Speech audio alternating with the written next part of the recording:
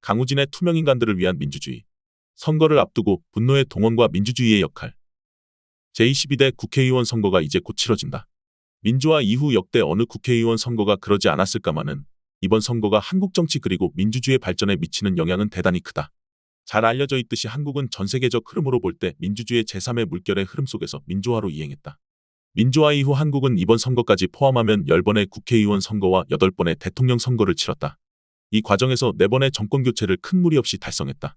경쟁적이고 주기적인 그리고 공정한 선거를 핵심으로 하는 민주주의가 한국에서 정치 권력을 교체하는 게임의 규칙이 된 것이다. 세계적 시간으로 볼 때 민주주의의 도도한 물결에 다소 늦게 동참하였지만 제3의 물결을 통해서 민주주의로 이행한 나라 중에서는 가장 성공적으로 민주주의를 제도화한 소수의 사례에 속한다. 한국 민주주의 성공적 제도화의 이면에는 시민들의 분노가 광장에서 반복적으로 폭발하는 광장 정치의 활성화라는 속살이 있다. 대표적인 사례만 보더라도 2002년 미군 장갑차에 의해서 사망한 효순 미선 추모 촛불, 2004년 노무현 대통령 탄핵 통과 반대 촛불, 2008년 미국 광우병 수입소 반대 촛불, 2006년 10월 박근혜 최순실 게이트로 촉발되어 연인원 1,700만 명이 광장에서 촛불을 들었던 박근혜 최순실 게이트 규탄 및 박근혜 대통령 퇴진운동 촛불, 2019년 검찰 언론개혁 촛불 집회가 있다. 제20대 대선 이후에는 이태원 참사를 기점으로 윤석열 정부 퇴진을 위한 촛불 집회가 지속되고 있다. 광장의 정치는 비판적 진영의 전유물이 아니었다. 박근혜 대통령 탄핵 반대 집회로 본격화된 이른바 태극기 집회는 문재인 대통령 퇴진 시위, 윤석열 대통령 지지 시위로 진화해 지속되고 있다. 이처럼 한국 민주주의는 제도적 안정성과 광장의 정치라는 두 가지 모습이 때론 공존하면서 때론 대립하면서 발전했다. 그리스 신화에 나오는 머리가 둘인 오르토스와 비견될 수 있을지 모른다. 시민들의 열정이 폭발하는 광장의 정치는 카르텔화된 제도권 민주주의의 지속적인 긴장을 제공한다. 나아가 2016에서 2017년 촛불 시위의 사례와 같이 제도권 민주주의의 병목 현상을 돌파하는 원동력이 되기도 한다. 민주주의 이론의 석학인 로버트 달이 지적한 바와 같이 정치적 평등을 위한 도덕적 행위의 안내자는 이성만이 아니라 공감과 분노와 같은 감정인 것이 사실이다. 하지만 정치의 역할과 민주주의의 기능을 환기한다면 분노와 열정의 동원만으로는 우리가 바라는 좋은 정치와 민주주의는 가능하지 않다는 것을 깨닫게 된다. 민주주의는 경쟁적인 선거에 의해 선출된 대표자를 통해서 사적 영역에서 발생하는 이해관계의 충돌을 공적인 영역에서 제도적으로 대표하고 조정하는 체제다. 이러한 면에서 정치의 본령은 갈등에 있다. 정치는 갈등의 범위와 동원 방식과 전략을 둘러싼 투쟁인 것이다.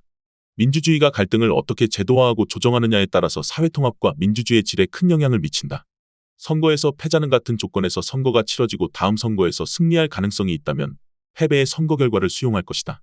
승자는 권력의 위임이 잠정적이고 조건적이라는 것을 받아들여야 한다. 이 모든 것은 과정의 공정성에 달려있다. 즉 민주주의 체제는 과정의 공정성이 결과를 정당화한다. 이러한 면에서 이 체제는 잠정적이며 불안정한 균형에 기반을 둔 체제다. 만약에 사적 영역의 열정과 정념이 공적인 영역에서 여과 없이 표출되고 충돌한다면 잠정적인 균형은 쉽게 위험에 빠질 수 있다. 견제와 균형의 원리를 기반으로 한 대의제 대통령제의 전형으로 꼽히던 미국 사례가 상징적인 사례다. 워싱턴 정치에 이단하였던 트럼프는 카르텔화된 미국 정치가 제대로 대표하지 않았던 백인들의 분노를 동원하여 2016년 대선 경쟁에서 공화당의 후보가 되었으며 결국 대통령으로 당선되었다. 트럼프는 자신이 대통령이었던 2020년 대선에서 민주당 바이든 후보에게 패배하자 선거가 부정선거였으며 승리를 빼앗겼다는 음모론을 퍼뜨렸다.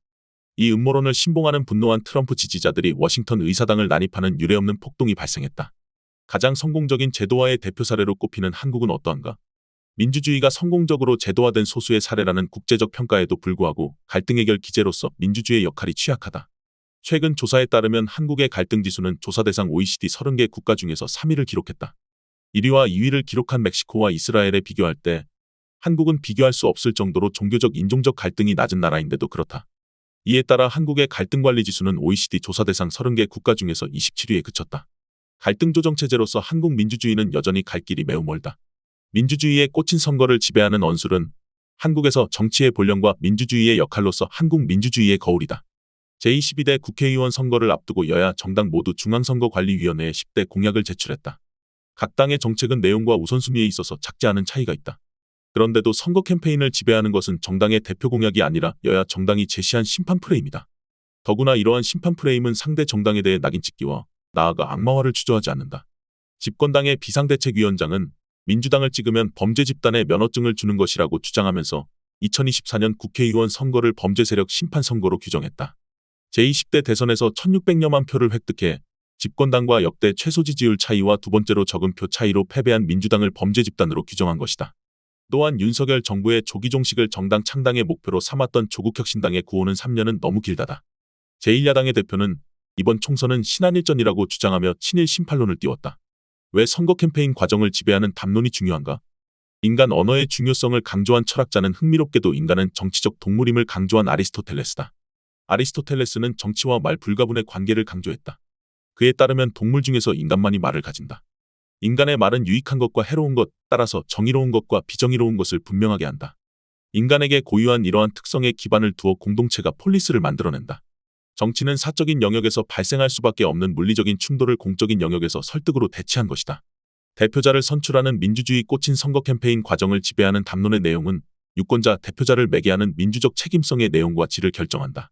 후보자가 정책적으로 어떻게 주권자인 유권자를 대표할지 제대로 모르거나 분노와 혐오의 언술에 휩쓸려서 투표한다면 민주적 책임성의 고리가 제대로 작동할 수 없다. 그리스 이후 민주주의 역사는 민주주의 체제는 오랫동안 불신의 대상이었으며 불안정한 체제였다는 것을 잘 나타낸다.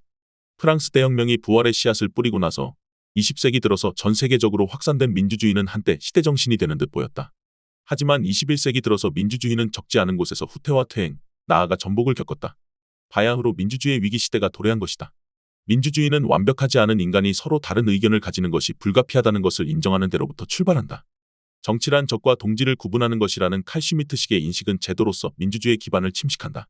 선거에서 패배한 반대 진영은 절멸의 대상이 아니라 대화와 타협의 파트너다. 민주주의의 원칙 속에서 미래 비전을 두고 경쟁하는 것이 정치의 본령이다. 민주주의 체제를 발전시키기 위해서는 진영을 넘어서 민주주의의 원칙과 규범에 동의하는 기반과 근육을 강화하는 것이 중요하다. 정치적인 담론의 복원이 첫걸음이다. 더 칼럼니스트